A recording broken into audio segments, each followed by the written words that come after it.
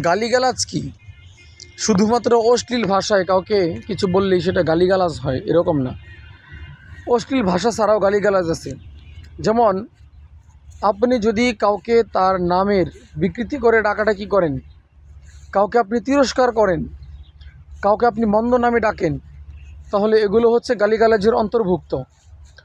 এবং আমি যে বললাম এটা আমার বানোয়াট কোনো কথা নয়, এটা হচ্ছে সঠিক কথা।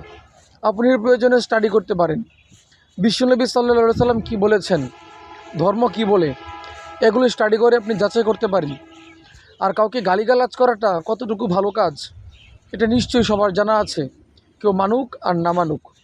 তবে হ্যাঁ, আমি সাফ একটা কথা বলি, ভদ্রলোক কখনোই গালিগালাজ করতে পারে না। শিক্ষিত এবং ভদ্র দুটো এক জিনিস নয়। তবে হ্যাঁ, ভদ্রলোক কখনোই গালিগালাজ করবে না। গালিগালাজ তারাই করবে যারা ভদ্র নয়, যারা ভালো মানুষ নয়। ধন্যবাদ।